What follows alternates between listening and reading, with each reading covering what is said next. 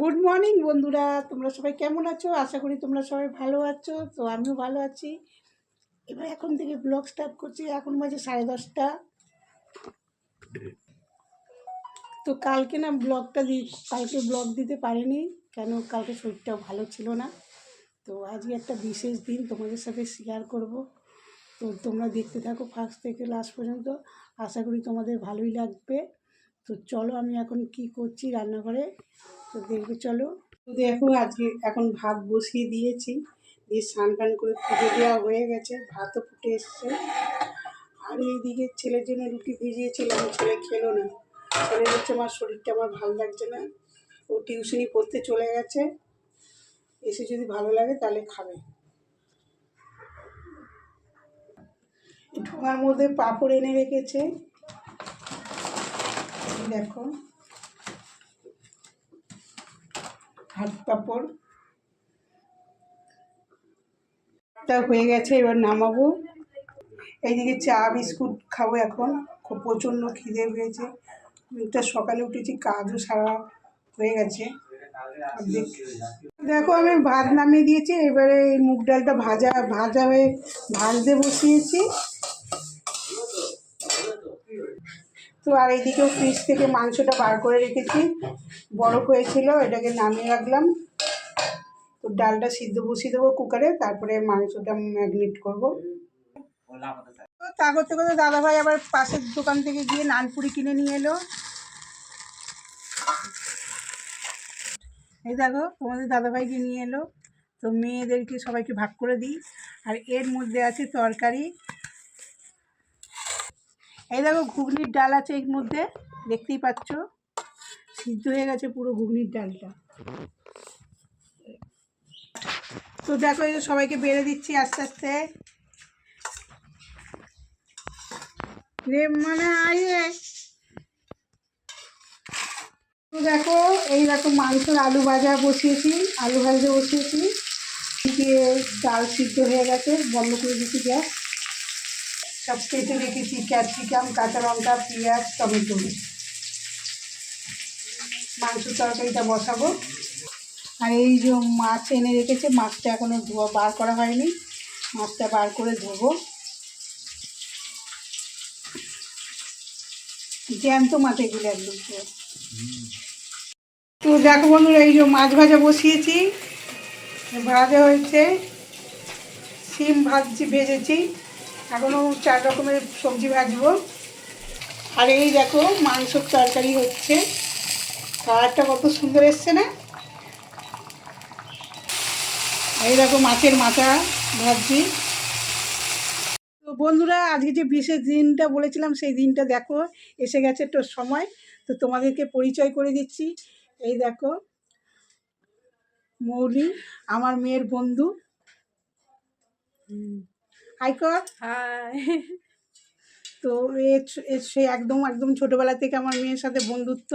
যখন আমার মেয়ের বয়স 2.5 বছর, তখন থেকে ওর সাথে বন্ধুত্ব। তো এখন হচ্ছে ও বিদায় নেওয়ার পালা, শ্বশুরবাড়িতে যাবে, নতুন জীবনে পা দেবে। তো আজকে ওর হচ্ছে আইবুড়ো ভাত, তো নিমন্ত্রণ করা হয়েছে, আসে প্রায় সময়, যখন ওর টাইম পায় তখন আসে। তো কিছু বলবি? ও এসেই পাগল হয়ে যাচ্ছে, বল। লজ্জা পাচ্ছে। তো দেখো আচ্ছা, ও ভিডিও করে খেতে বসেছে, তাই তো।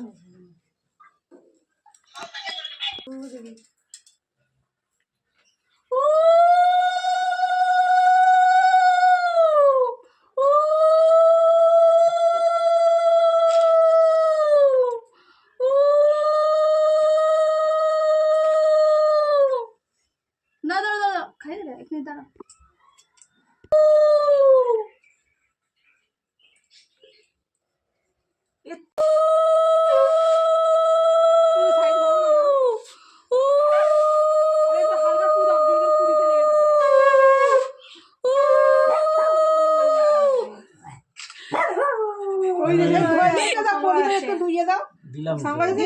মিষ্টি খাও, জল খাও, জল মিষ্টি দাও, বাজাও, আবার চুরি বাজাবে, মা বাজাও বাজাও।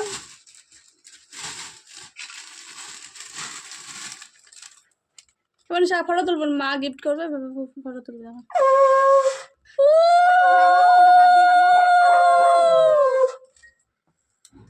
শাড়িটা দাও কে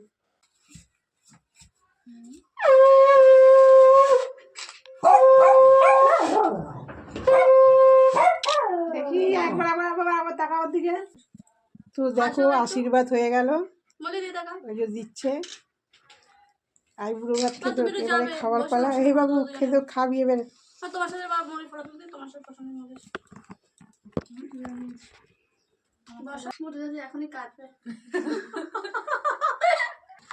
পরে কাটাকাটি প্ল্যান করি। বিদায় দিদি কি করি।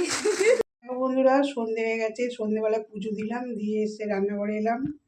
তো রান্নাঘরে যে ছেলে আর মেয়েকে দুধ দেবো, খাবে, তারপরে আমরাও টিফিন করব। এই দেখো তোমাদের দাদাভাই আটা এনেছে, আটাটাকে ড্রামে ঢালতে হবে। চপ এনেছে তোমাদের দাদাভাই। এটা কি গো? এ দেখো লঙ্কার চপ, লঙ্কা ভাজা। এটা লঙ্কা ভাজা, যেখান থেকে চপ নেয় না একটা করে দেয় আমাদের যখন কিনে। ইচ্ছা করে না, যত থেকে টাকা দেবে, যত করে তাকাই দেবে, তার একটা নিয়ে আসতে পারতে তো। কে খাবে? ঝাল আছে অনেক।